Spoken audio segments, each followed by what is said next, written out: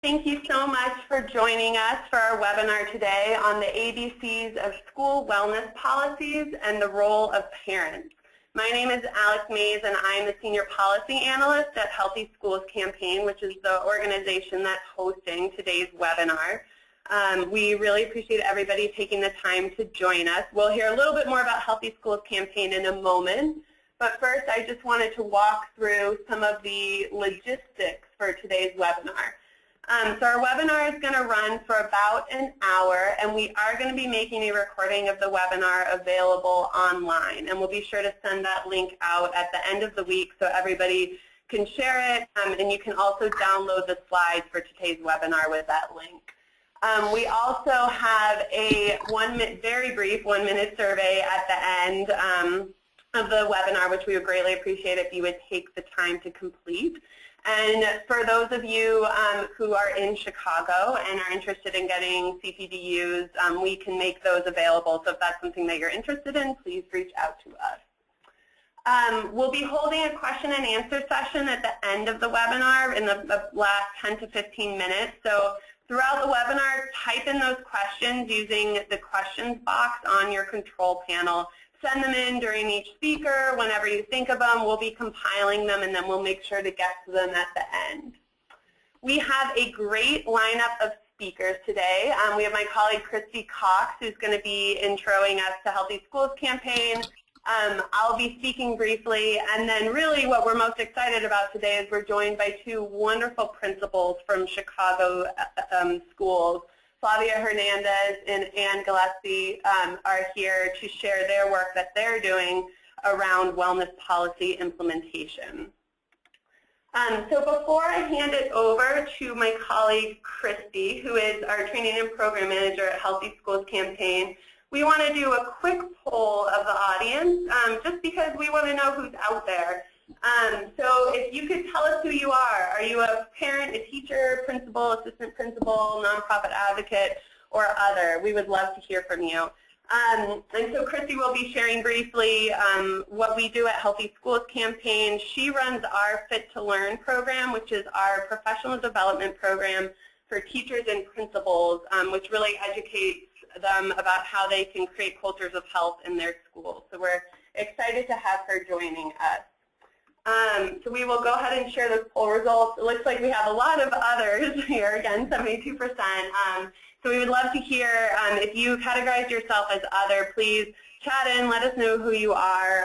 It looks like we also have a number of people from nonprofits, teachers, and a handful of parents. So thank you for completing that poll. Great. So we will go ahead now and hand it over to Christy. Thanks, Alex.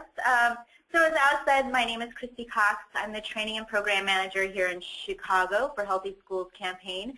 And I run a program where we train teachers on how to incorporate health and wellness messaging into the existing curriculum. So quite timely with the work that we do around Fit to Learn. But that's enough about me. I want to share some information about Healthy Schools Campaign, who we are, and what we do. So for about the last 10 years, in addition to our work at the state and national level, Healthy Schools Campaign has focused significant efforts in Chicago, where we've worked hard to improve the food and fitness environment in the public schools. Our programs focus on working on identifying and supporting agents of change. So that includes parents, teachers, students, principals, and school nurses. And we help them make changes at their schools and districts. So through this work, we've had an opportunity to see how federal, state, and local decisions impact schools. We've also come to understand the importance of empowering individuals to be change agents. The need for teachers, principals, and other school staff to have knowledge and skill to create the conditions for health in classrooms and schools. So at Healthy Schools Campaign, we work on promoting programs and policies to improve the school environment. So that means from improving the air quality and reducing exposure to toxic chemicals to improving nutrition standards and increased access to physical activity. Our programs also work to address health disparities around asthma and obesity that affect so many of our kids today. We work on this simple premise that healthy students are better learners, and defy anyone to challenge me on that. All right, so over the last 20 years, we've seen a significant increase in obesity across the country. If you look at the top left-hand side of your screen, back in 1990, we really don't see much of an obesity issue in the United States. But over the last 20 years, that's really changed. So in just 9 years, if you look to the right of your screen, you can see that the obesity rates have started to creep up. And then just over 10 years later, this isn't a map of Republican states. This is all a map about the obesity epidemic that's taking over our country, which is really alarming. So we go from 1990, where there's really no evidence of obesity, to 2010, where you see, especially in the South, there's significant increase. 30%, at least 30% of their population is considered overweight or obese. Let's take a look at another map, which just really shows things a little bit more specifically. So this is a little bit more current with the data. So we have about 13 states where the adult obesity rates are above 30%. This is really alarming, considering what obesity can do to everyone's health. So it definitely affects you from, it can affect you with type 2 diabetes, sleep apnea. I mean, it's pretty significant. So we have a lot of work to do, and that's why we're here. So let's take a quick look at what it looks like in Chicago. So we looked at what it looks like across the United States, but here in Chicago, the statistics are pretty alarming as well. So we have 2 times the obesity rates, the obesity rates are twice as high for minority children in Chicago. And 43% of Chicago students are overweight or obese. So that's almost half of our student population that are dealing with this epidemic. And at its core, it's been caused by an imbalance of the amount of energy that our children take in through food and drinks, and then the amount of energy that they expend through normal growth, physical activity, and daily living.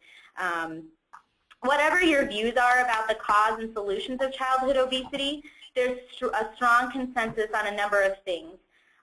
One is that childhood obesity has increased dramatically over the years. So nearly 1 in 3 children in the United States are overweight or obese, and this is especially true for families living in low-income communities, African American and Latino neighborhoods, rural areas, and in the South, where we see obesity rates are significantly higher than the rest of the country. And you noticed that on the map that we showed just a few moments ago. Childhood obesity leads to a list of frightening health consequences, such as heart disease, type 2 diabetes, asthma, sleep apnea, the list goes on. And children who are less healthy perform less well in school. However, the good news is that there's something that we can do about it, which is, again, why we're here today. A lot of our efforts around the obesity epidemic really include a parent engagement piece. We know that schools can be challenged when it comes to helping children make some changes in their daily lives, and through my program that I run, having teachers climb on board when it comes to health and wellness messaging is really exciting, but we know that when parents aren't as involved, that these changes tend not to take hold. So we know that schools play a powerful role in shaping students' lifelong habits and behaviors, and we also know with a strong family engagement, schools together with parents can help students establish healthy habits for a lifetime. Studies have shown that students who have parents who are engaged in their school lives are more likely to have better grades, better behavior, and enhanced social skills. So we really recognize that parents are the core to the success for a lot of these changes that we're making on the school level. Here in Chicago, we've had a lot of success with our Parents United group. So we've been involved with parents for over the last 10 years, and they've been involved in transforming not only their own health through experiences when it comes to speaking for their children's right to a healthy school environment, but they've made significant changes on the district level when it comes to health and wellness in their schools. Because of their efforts, we now in Chicago have mandatory daily recess, which surprisingly wasn't something that was mandated for many years. We now have universal breakfast in the classroom. We have a healthy school indicator that shows parents and also and schools where they're at, if they're Healthy School certified. They've worked really hard to improve the school food, and they advocated for a stronger district-wide wellness policy. So we really recognize the efforts that parents have made in Chicago and know that they bring to the table a lot of amazing efforts that can really make changes much easier if you've got your parents on board. So here's a few ways you can get families involved on school wellness. We really know that it's important to establish your school as a trusted hub of knowledge and wellness, so really providing parent support is key to making these changes successful. Communicating with your parents. This is really important to build a network of trust and knowledge and finding out ways that they like to communicate with schools and teachers. Is that via text message? Is that handouts that go to school? Is it through email? And then also recognizing if your parents are bilingual or only speak one language, and maybe thinking about how you can communicate with them in their native language to make this much easier. Provide a variety of volunteer opportunities, so really enabling parents to engage in ways that interest them. Support learning at home, so extending wellness education beyond the classroom. So that might be having after-school cooking classes to educate parents on the benefits of health and nutrition. And then collaborate with the community. It's really important to reach out to the community, get their buy-in, get them involved in creating this whole environment of wellness. You know, I always think about what Hillary Clinton said way back in the 90s, how she spoke about it takes a village to raise children, and that's really quite true, especially when we look at the school as a hub to make these efforts successful. So at Healthy Schools campaign, this is how we support schools. We have our parent education programs through our parent leadership. We have our Fit to Learn professional development program for teachers and principals. And we work hard both local and nationally for school food and fitness advocacy. So really trying to make sure that we touch every aspect or everyone that can help make these changes, these significant changes in schools. If you have more that you would like to learn about from Healthy Schools Campaign, you can check us out at healthyschoolscampaign.org. If you have specific questions around the Fit to Learn program or any questions, and I can try to help you find the answer, you can reach me directly at Christy@healthyschoolscampaign.org or give me a call at the number underneath the email address. So without further ado, I will hand it over to Alex. She's going to give us a little bit more information when it comes to school wellness policies and how that looks in the Chicago area. Great. Thank you so much, Christy. So as Christy mentioned, I just wanted to take a few moments to focus in on today's topic, which is wellness policies, and specifically thinking about the opportunities that wellness policies present for engaging parents in health and wellness initiatives. So what is a wellness policy? In 2004, Congress established a requirement that all schools that are participating in the federal school meal program had to develop and implement wellness policies.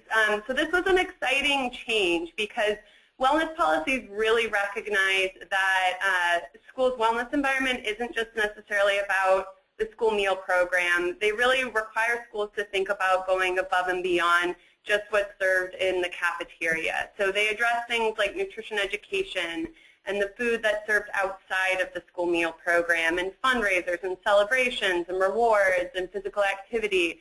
So it's a really great opportunity to think about how schools can create cultures of wellness. In 2010, the Healthy Hunger-Free Kids Act updated the wellness policy requirement and had some really exciting changes.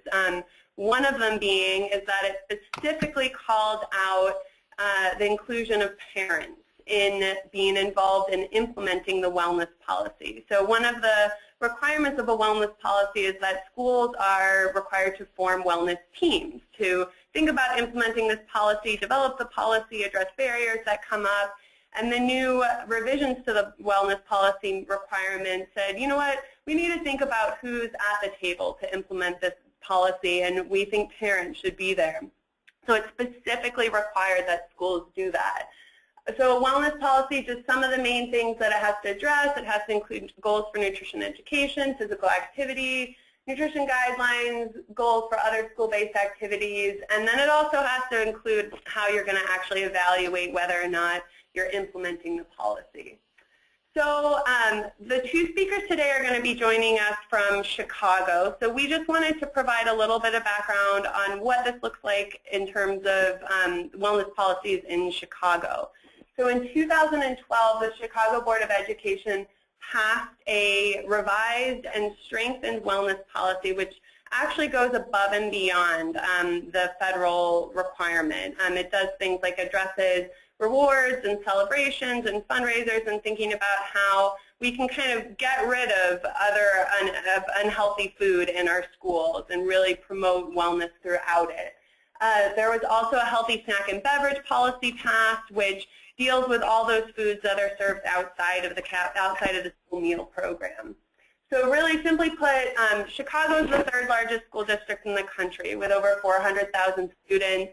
86% are minority, 90% are low income, so it's a high need school district. And so putting these policies in place sent a really strong message about the values of wellness and learning, and that the district is prioritizing healthy school environments.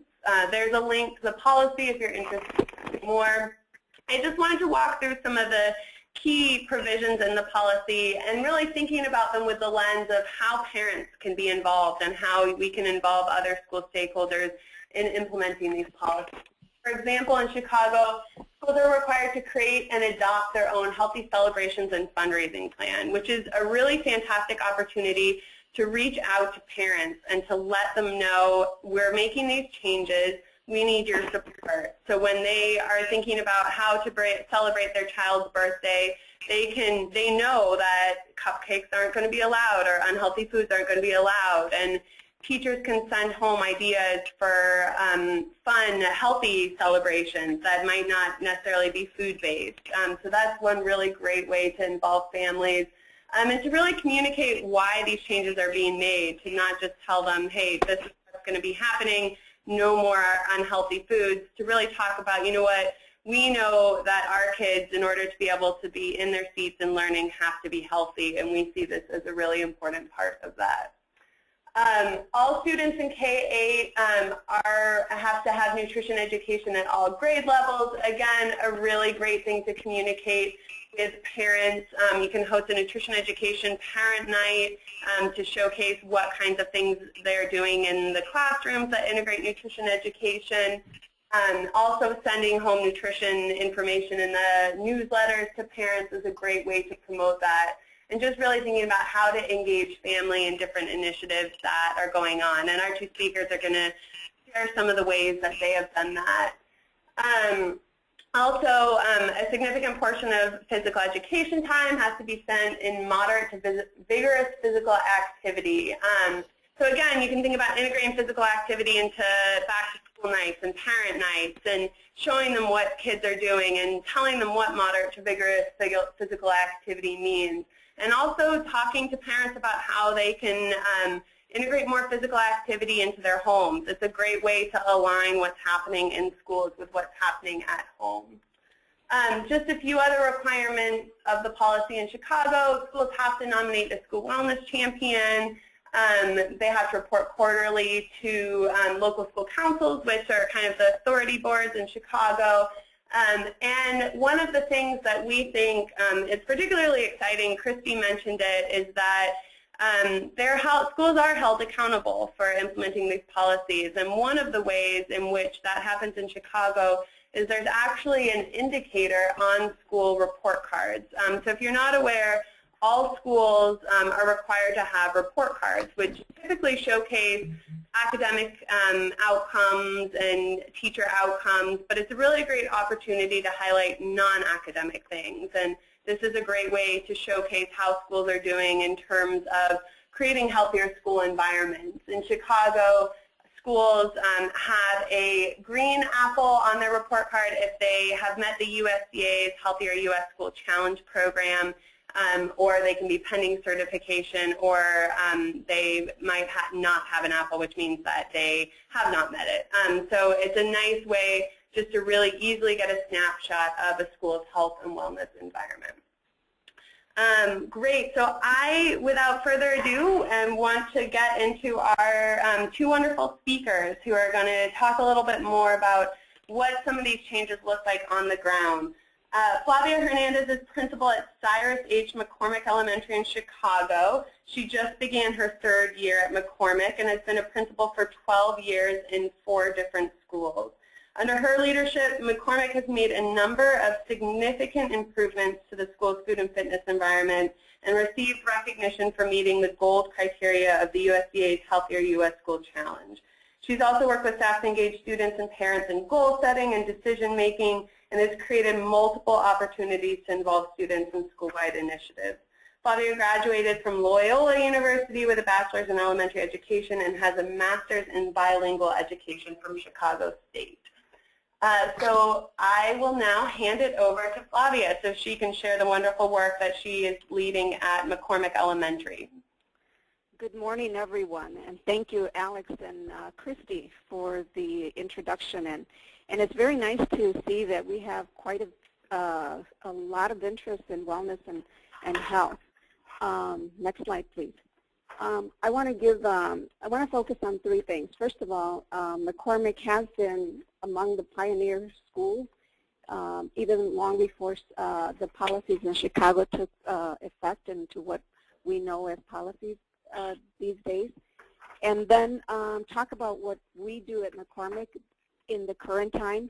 And as an administrator and educators, we are so challenged by making sure that everything is perfect, but we don't give up, and we continue to promote the wellness and health.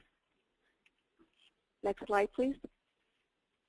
So when Chicago introduced the wellness policy, it was pretty easy for us because, and I don't take credit for that because, as you heard, I'm in my 3rd year, so I do give credit to my predecessor for beginning the work in health and wellness. The school had been already conducting recess during the school day for many years prior to.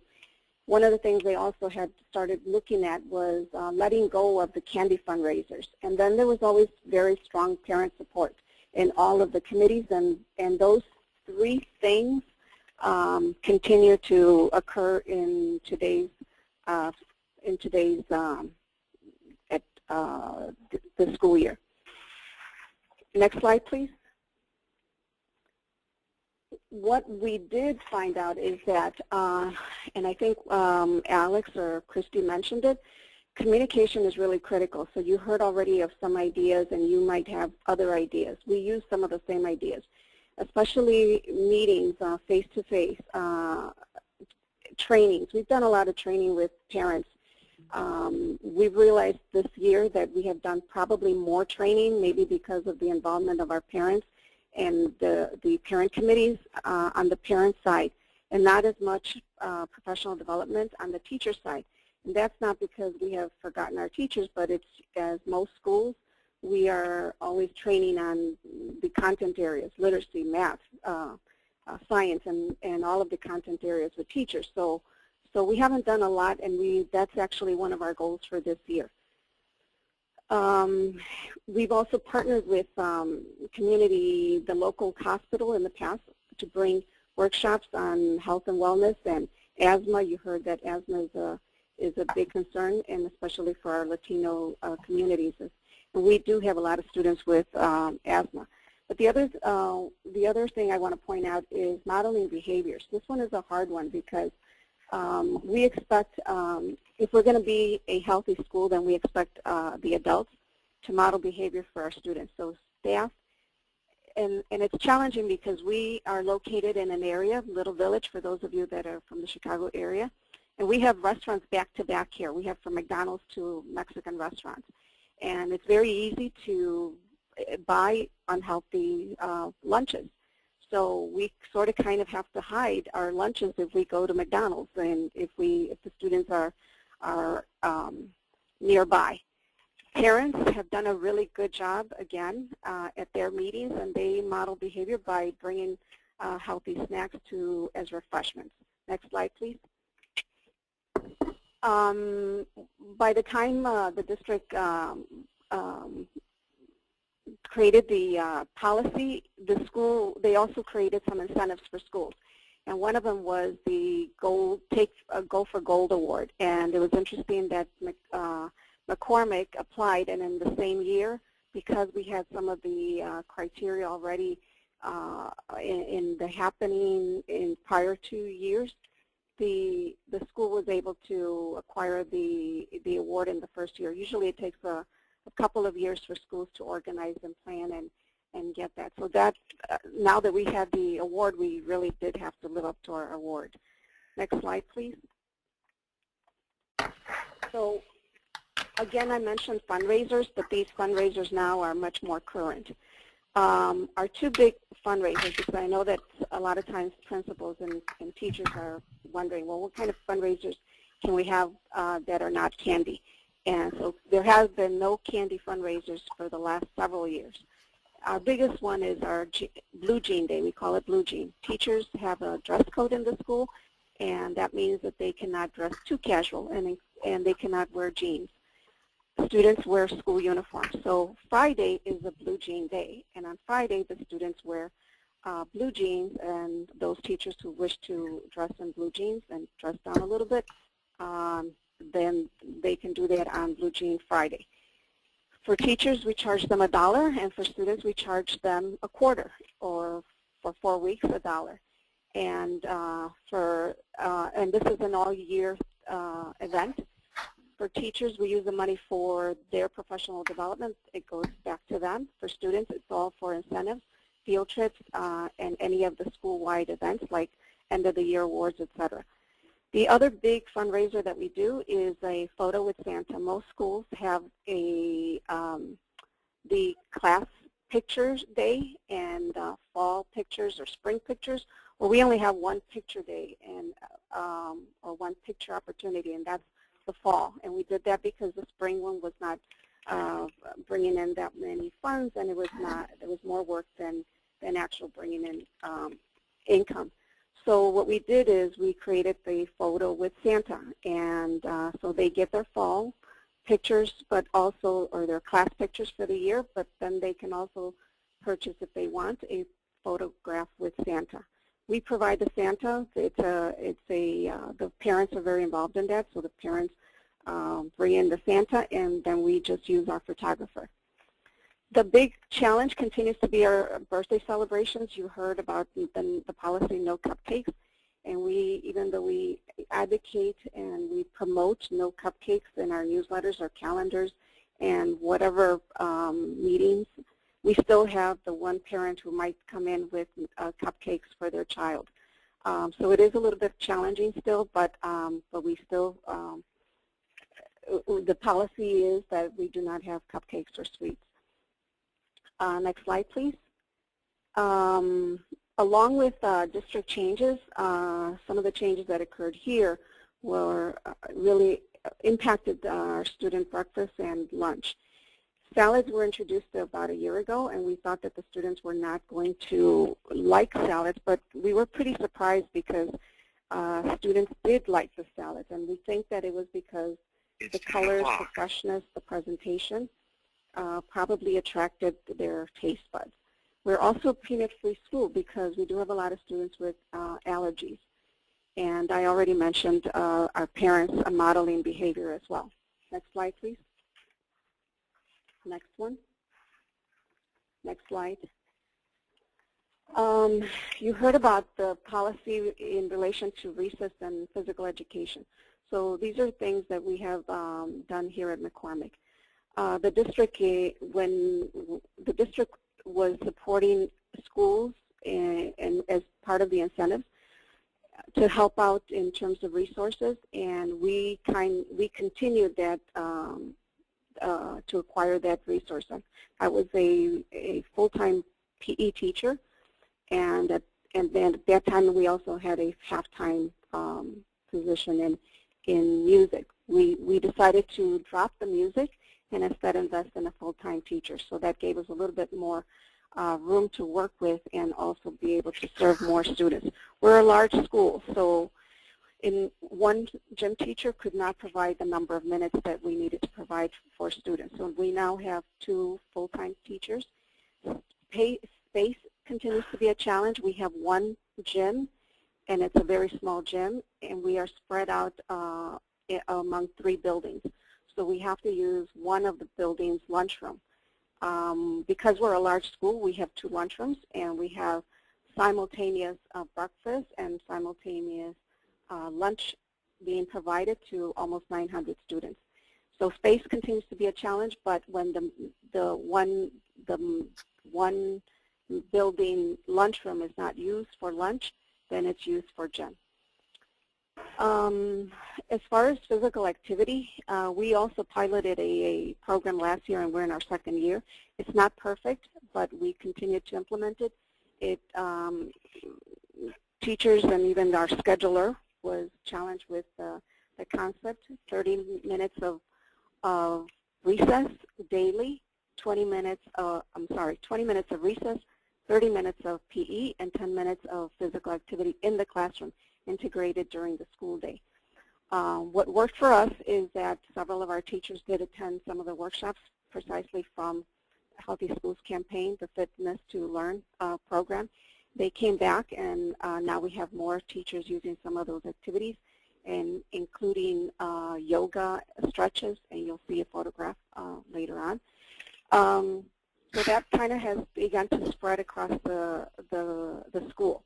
We also have included sports in our after-school programs. Scheduling, like I said, continues to be a challenge. We have focused our 30-20-10 program in our primary students, so they do receive this on a daily basis.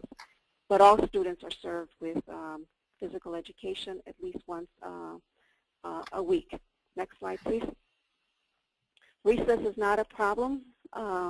Here's a classroom integrating the 10 minutes of physical activity and also doing yoga stretches. Next slide, please. Recess is not a problem outdoors. It is a problem, like many schools, indoors because of space and because of the number of students that we have. We have a small auditorium. We cannot fit the entire student body, but we do have to bring in recess and use the auditorium for indoor recess. Here, we have invested a lot in videos that have physical exercises and yoga stretches and yoga exercises, and this is what the children are involved in here. Next slide, please. As I mentioned before, we still have challenges, but we also have a saying here that whatever we have to do, whatever we're mandated or not mandated, we have local priorities as well as district and also our network priorities. But whatever we have to do, we do it as a team. And it is, as in the case of the situation that we have with the lunchroom and using it for both lunch as well as for breakfast and as well as for PE, we need to work with our custodial staff so that they can hurry up and clean up after breakfast in order to get it ready for gym for that one teacher, and then get it ready for lunch, and then get it ready again for the remainder of lunch. I'm sorry, for PE for the rest of the day until the end of the day. So it takes a matter of working together with all of the different teams and scheduling so that we're not running into each other. Complete buy-in, we still have some parents that might not have bought in completely, but communication continues to be one that we continue to work on. Other policies have come our way since this one, and so it is a challenge to get all of the minutes for PE, for art, and of course we don't want to. We always want to concentrate on literacy and math and the other contents. So integrating and teachers working together to integrate some of this work with the resource teachers is something that we work towards all the time. We do have a rule for recess. For recess in the winter, we have the rule that as long as it is 32 degrees and above, or unless there's a wind chill, then we do take the children out. Next slide, please.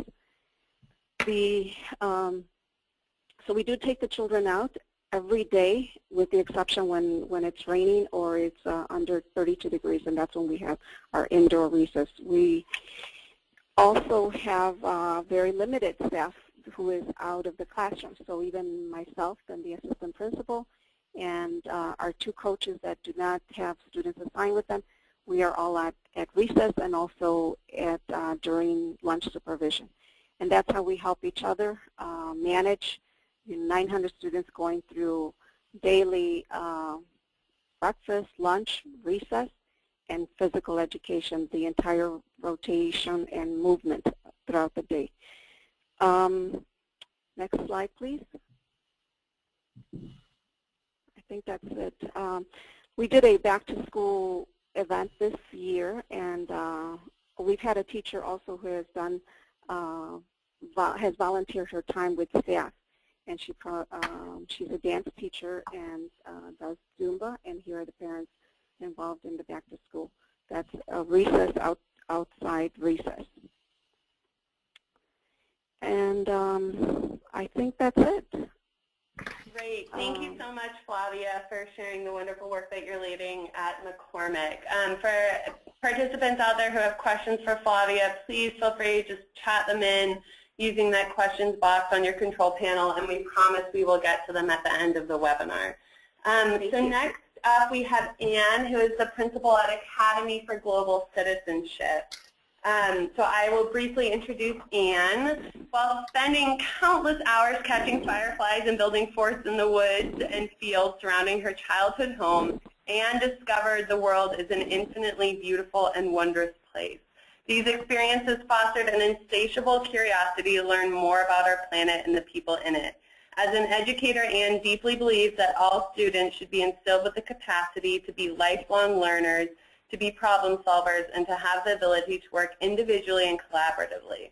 Above all, students must be encouraged to question and evaluate information critically, and through this to develop an awareness of their own place in the world. Anne has infused this philosophy in her work as a Chicago public school teacher, 6th grade teacher at Frankfurt International School, and now as the founding principal of the Academy for Global Citizenship.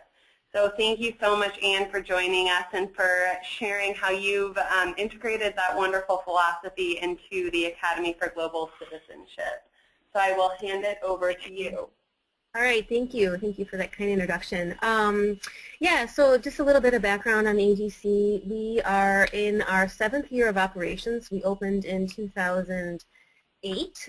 We currently have 400 students in kindergarten through 7th grade.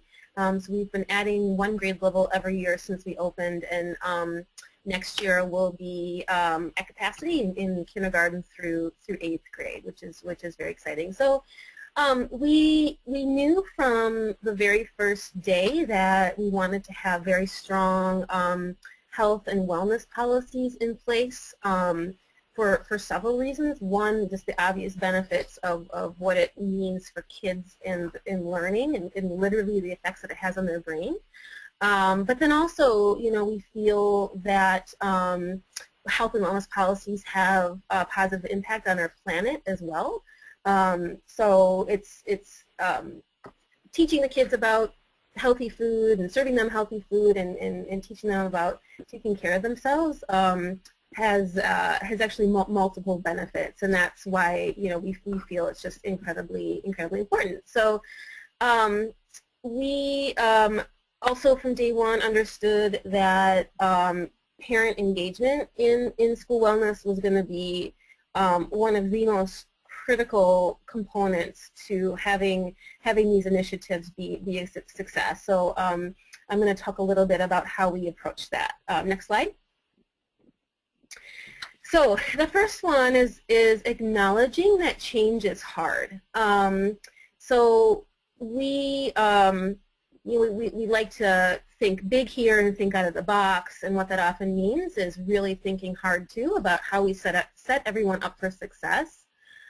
So that was by acknowledging a few key concerns and issues and realities, and acknowledging this, through newsletters and meetings face-to-face with people.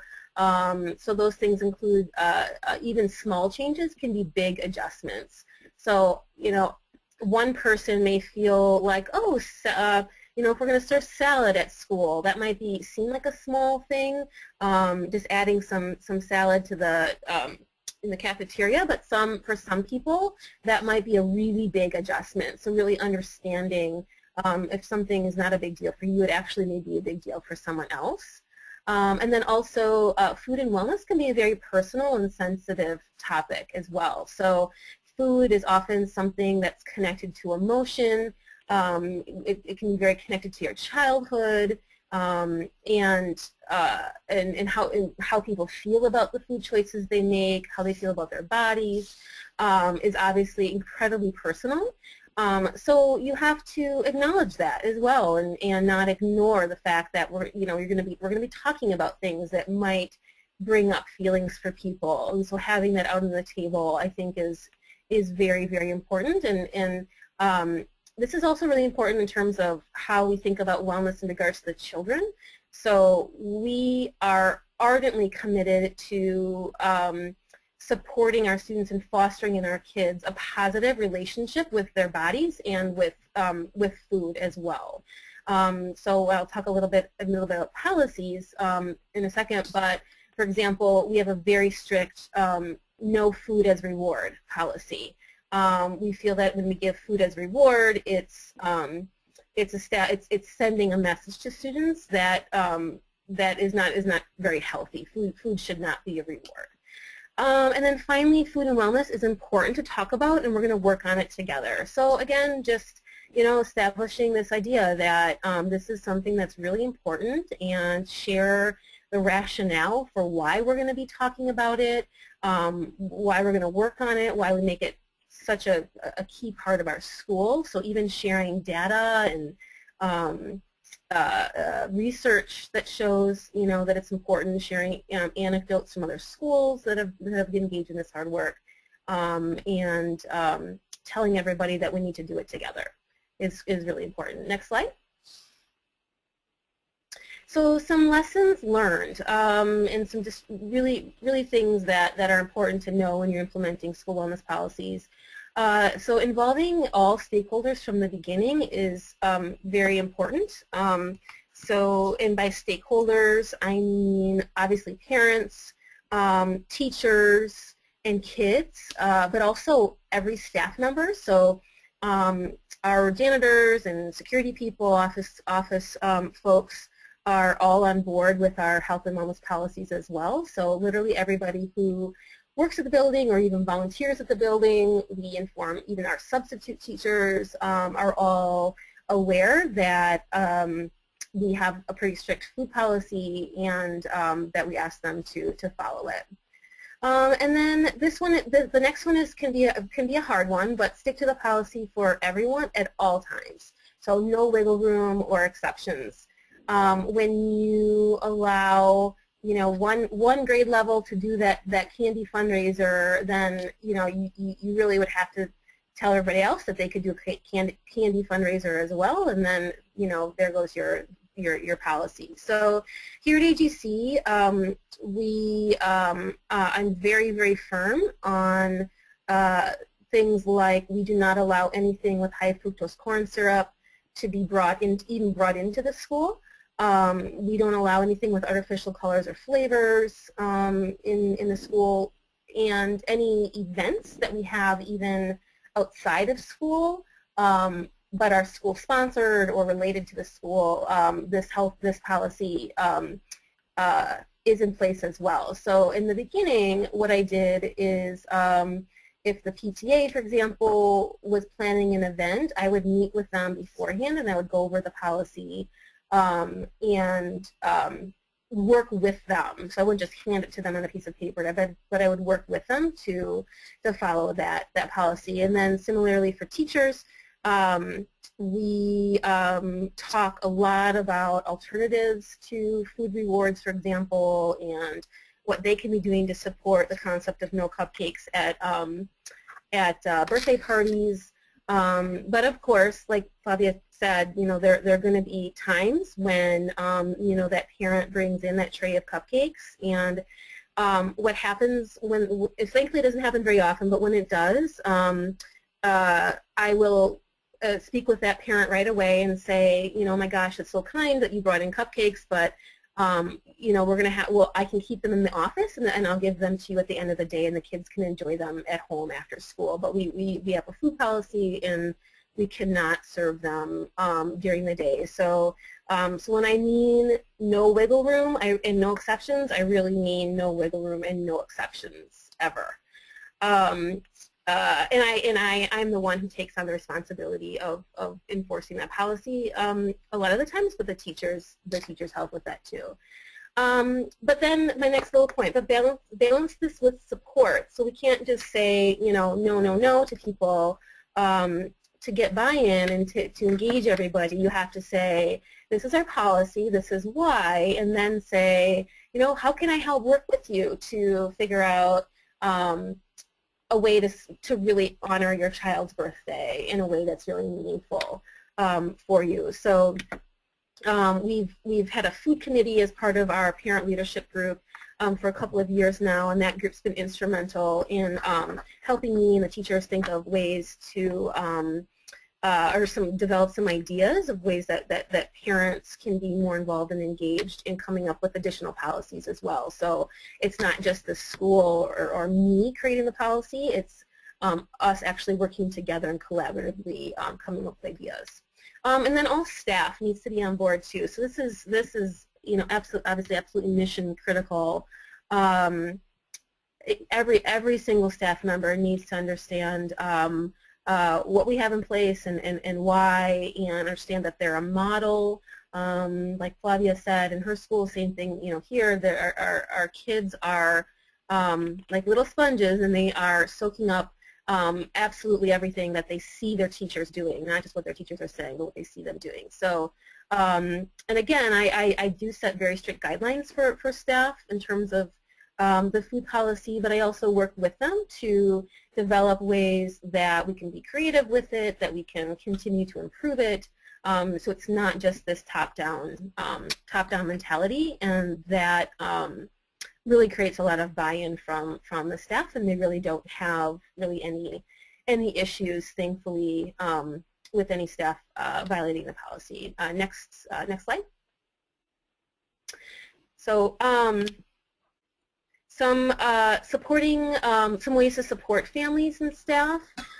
So we really avoid this concept of we're good and you're bad.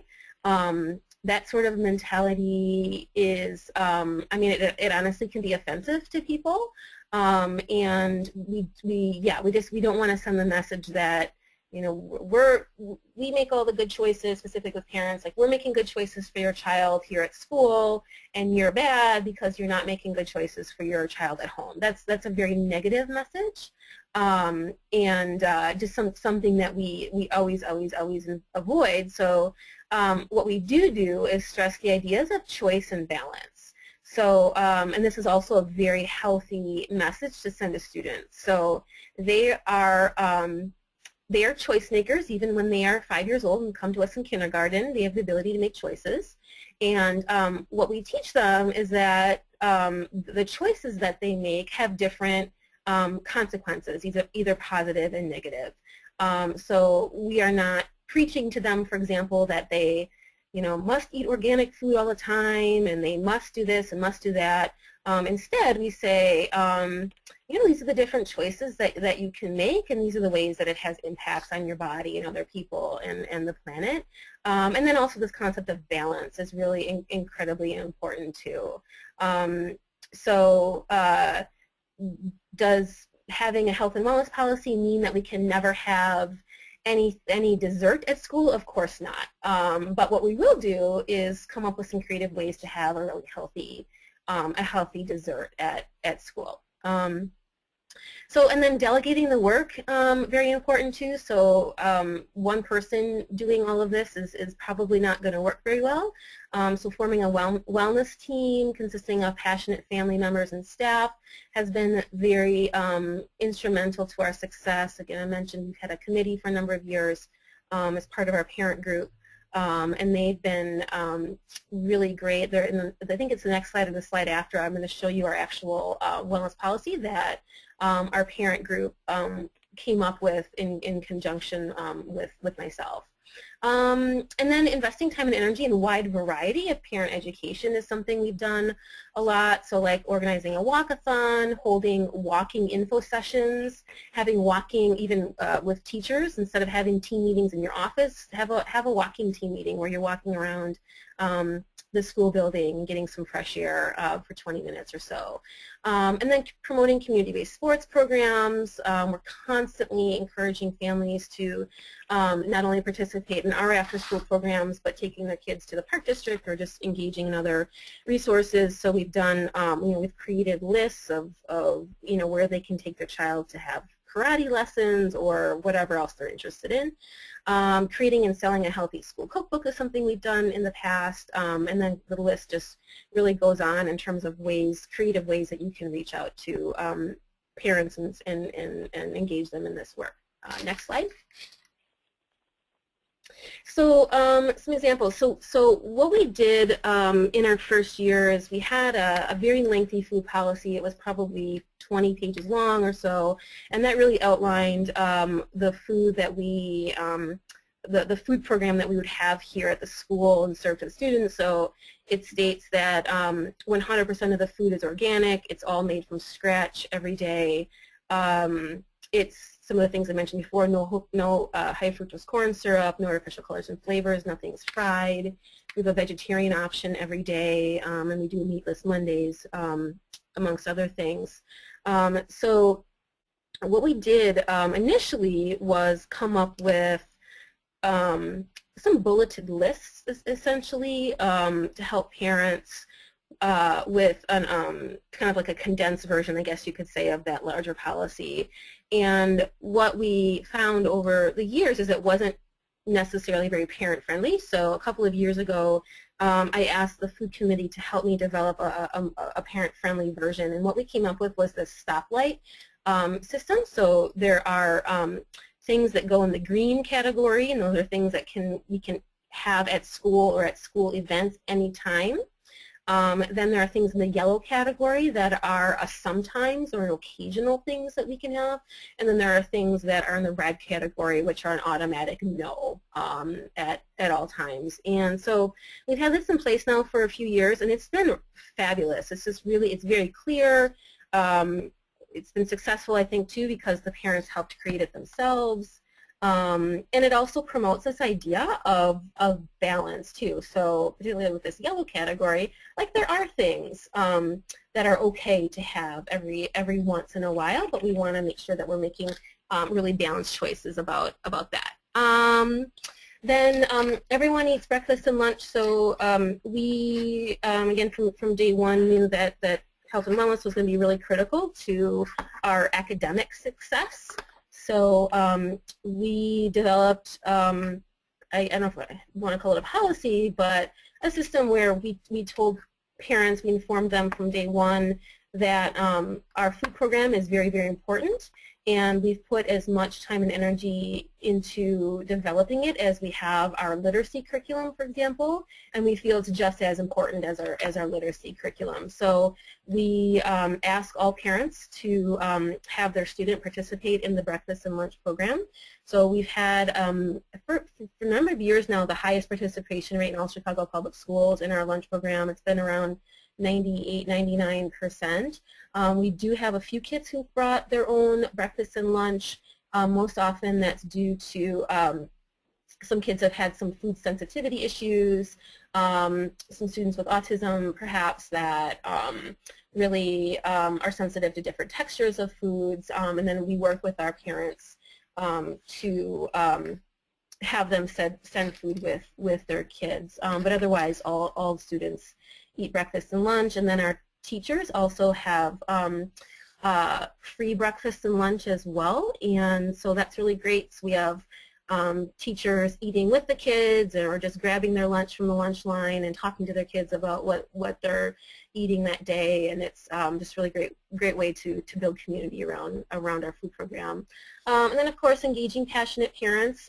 In every school everywhere there's going to be probably at least one parent who's very interested in this topic. They may be quiet and you may not have met them yet, but they're certainly out there, and we have found that when we've reached out to folks and invited them in, and that's just been really instrumental.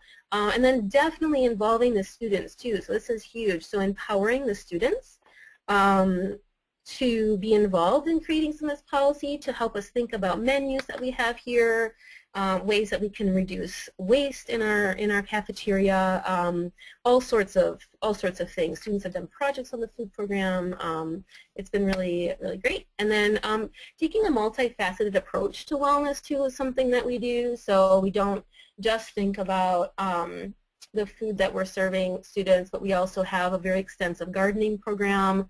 We have several large gardens. We have a school, a part-time gardener who comes every day. We do yoga every day, so every morning every classroom does about 10 to 15 minutes of yoga, and that's often student-led, again empowering the kids. And then the teachers use yoga a lot during the day to energize their students, to bring the energy level down, and also to help transition students between activities too. They found that to be really effective.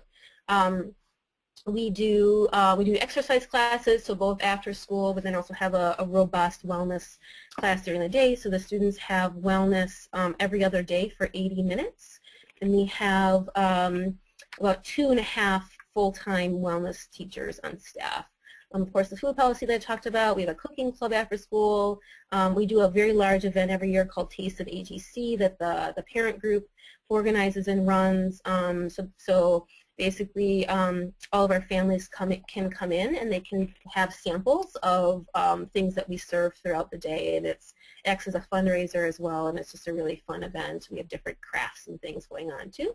And then free samples at dismissal. This is something one of our chefs has done in the past, and you know, we have dismissal is a great time to catch parents and just do little, just even brief interactions with them. So he's in the past would bring out a tray of little, I don't know, little something rather, you know, little tasting samples of things, and parents can see, oh, this is the quinoa that the kids had in lunch today. So that's been a really cool thing, and they appreciate that.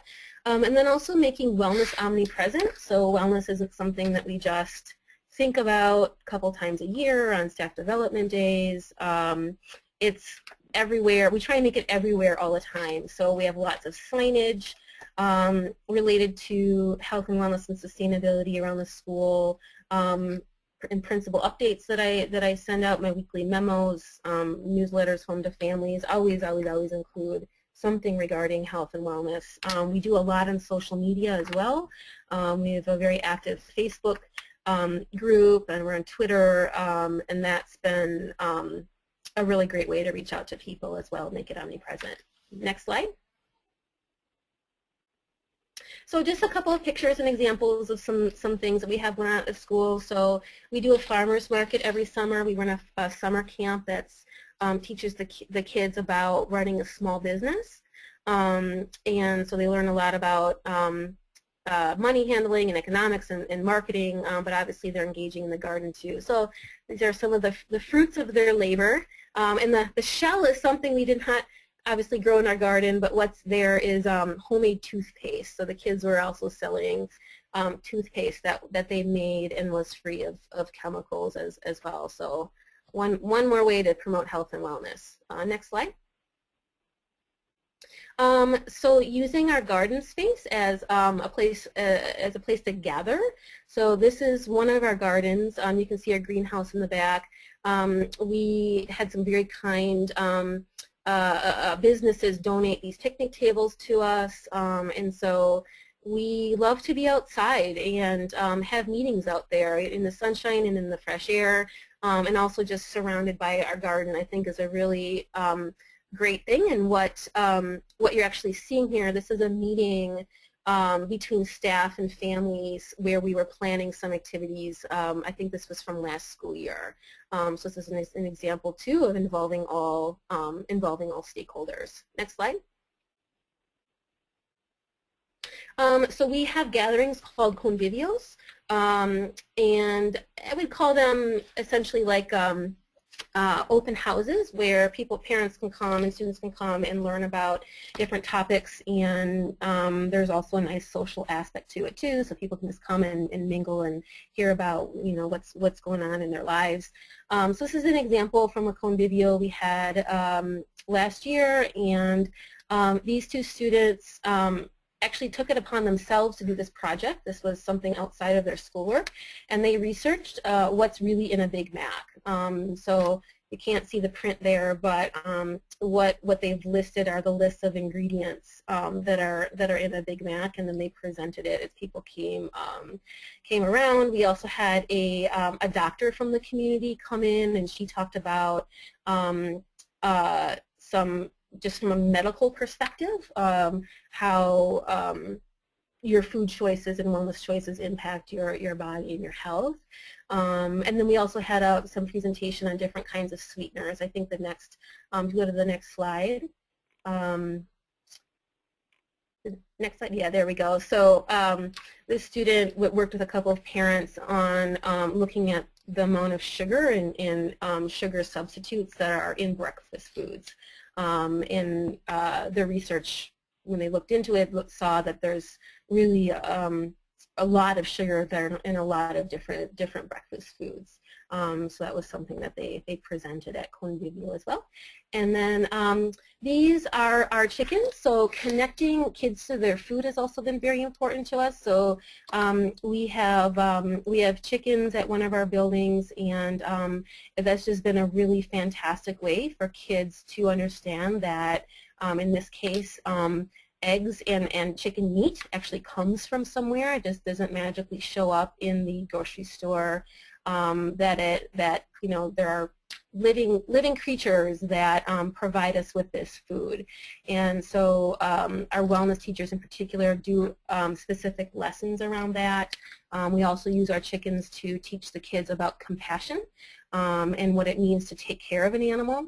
And they're also have become our pets to some extent too, and are just a really great thing for our kids and our families as well. Next slide.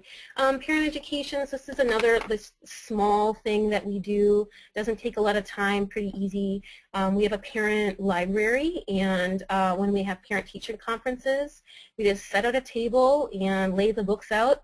And it's a self-checkout system, so parents can they walk right in the front door and they see the table sitting there. You can see a lot of those books have to do with health and wellness and sustainability. So we allow them to check those out and take them home. We have a lot of books in Spanish for our Spanish-speaking families as well. Food lessons, so we do a lot of direct teaching regarding health and wellness, not only the wellness teachers that I mentioned, but in our teachers do units about where food comes from, all sorts of science, of course, related to food and all that kind of good stuff.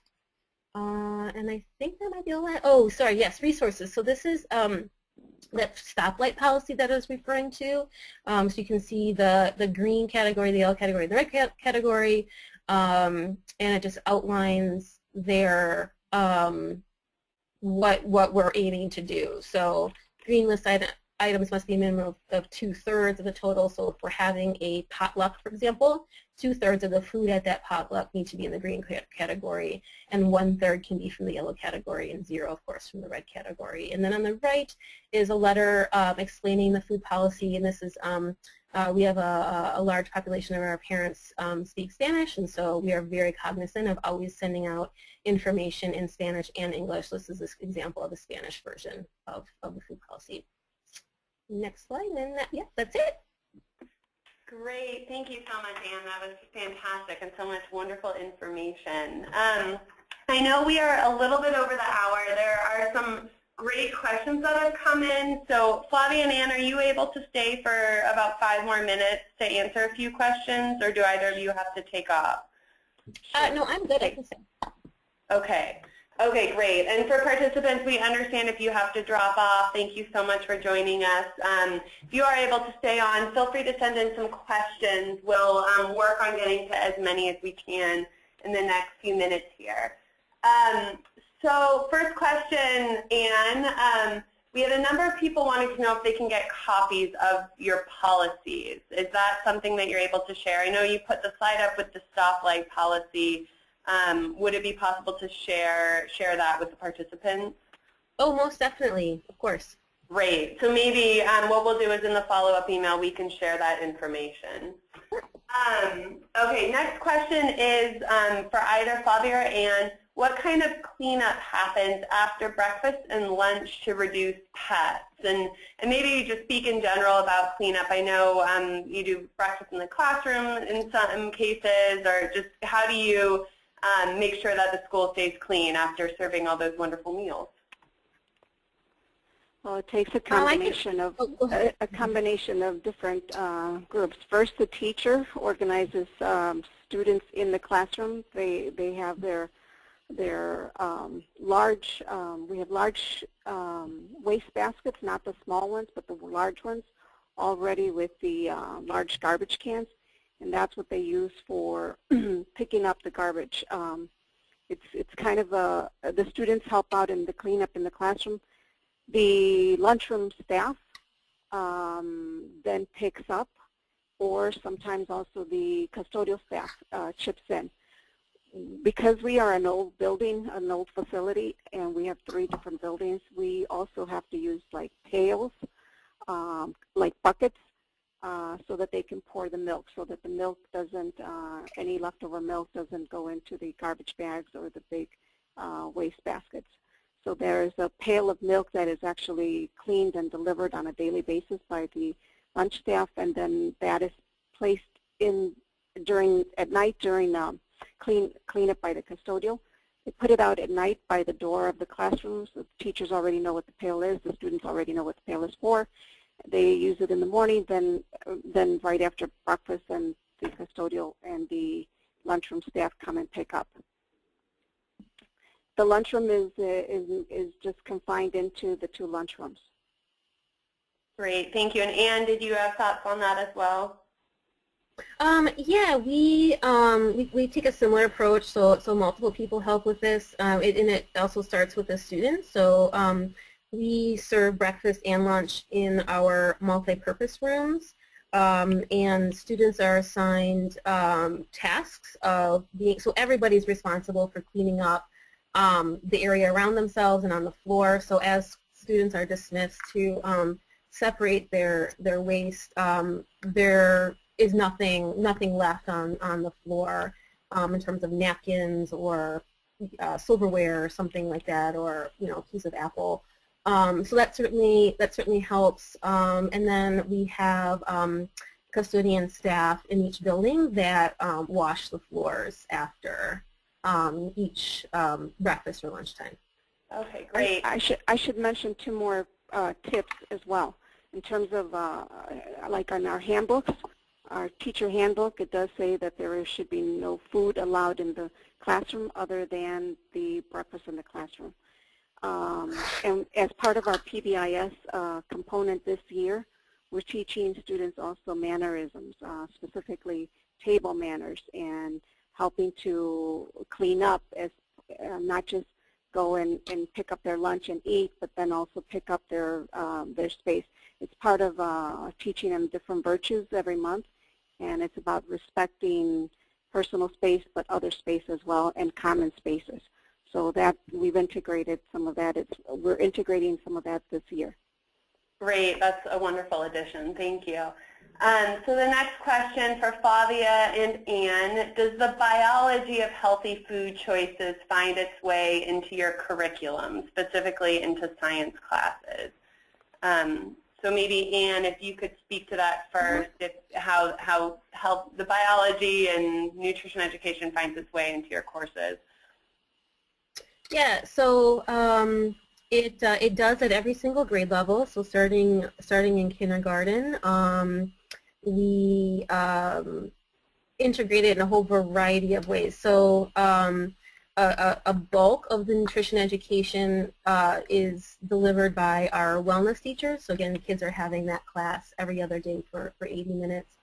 So they're doing everything from learning how to read the nutrition label and like what are vitamins and minerals and things and trans fats and all that stuff, calories, and then what effect it has on their body. Obviously the content gets more complex as the kids get older.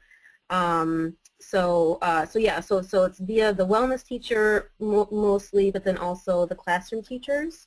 We're an international baccalaureate school, so we teach units of inquiry, and every grade level has at least one of the units that has some kind of health and wellness component to it. Great. And Flavia, could you speak to that? Ours is not as structured, but we do have the PE teachers take the main role and then provide health education as well as PE education. They're also doing sex education, sexual health education this year. We started piloting that last year, and now we're full-blown into all of the grades. But in addition to that, the classroom teachers also have the responsibility of integrating it mostly in literacy, reading, writing, and also science. So it does come up, but it's not as structured. It's not as laid out nicely. Each grade and advancing into the upper grades. Great. And Flavia, do you have a garden at McCormick? No, unfortunately, I don't, and I was actually jealous of my colleague right now because this is something that the assistant principal and I are very much into gardening. So we are the ones that kind of keep the school looking nice out in front. But we have some space that we're hoping to, we're looking into seeing if we can reload or undo the dirt that's there because that dirt is no good. And we'd like to start a garden out in between two of the buildings. We have a little bit of space for kind of like a box garden.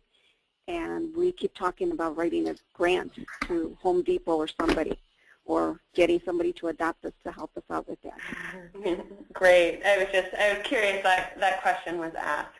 So we'll do one final question, and I know there are a number of other questions that we weren't able to get to. So if we weren't able to get to your question, we will follow up and connect you with that answer. So the last question is, what are you both doing as far as comprehensive health education? So we talked a lot about healthy food, physical activity, and Flavia, you mentioned your PE teachers doing some health education. What else is happening around comprehensive health education?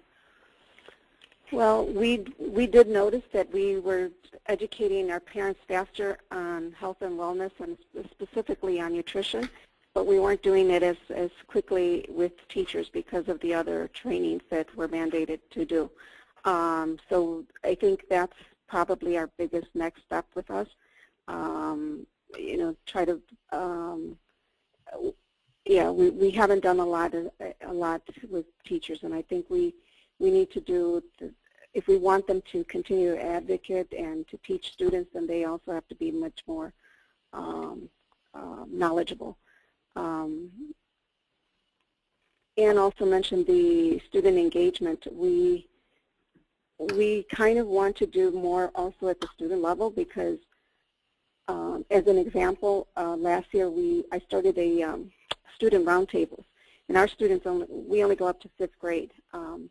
So this was the first time that I tried this. I had student roundtables as early as kindergarten, but we were brainstorming on various topics, and the lunches and breakfast came up, especially the lunches. And in having that discussion with students, I realized that by keeping them informed and sharing information and giving them extra knowledge, then they were able to accept those who were not as accepting of, let's say, the salad as an example.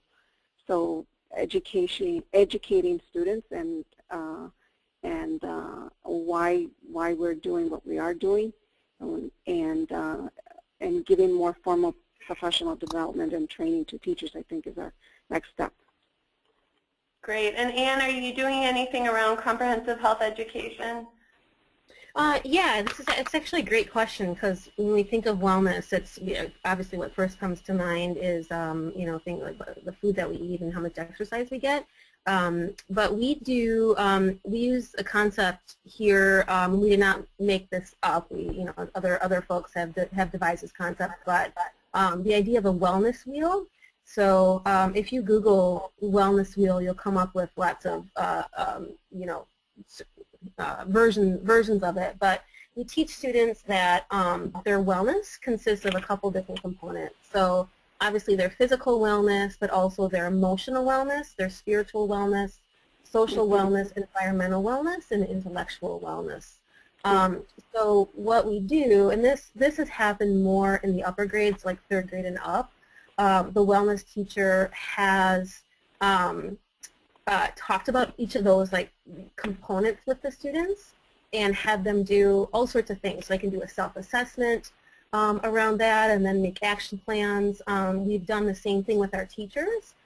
So I believe that excellent teachers are ones that are feeling good and that are well. So we just do a lot of wellness things together as a staff and professional development day. So we've had them do their own wellness wheels and own self-assessments too.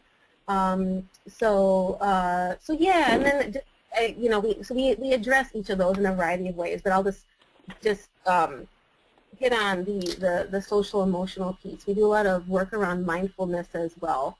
So this also starts in kindergarten. So teaching students about their brains and the different components of their brains and what it means to be still and to rest your brain, and what it means to persevere through a problem. Yeah, so we talk about all that kind of stuff with the students and show them this is another tool that they can use to be successful in their lives and feel well. Great. Thank you so much, and thank you both for taking the time to hang on for a little extra time to answer those questions. We really appreciate you sharing all the wonderful work you're doing, and we really appreciate you leading that work and really creating healthier environments for your students. So we will go ahead and wrap up the webinar. Thank you to everybody for joining us. Once again, we will be sending out an email at the end of the week with a link to a recording of the webinar and the presenter slides, so you can view those and share those with others, and we'll include information about the policies that Anne mentioned. So thank you, and enjoy the rest of your day, everybody. Thank you. Thank you so much.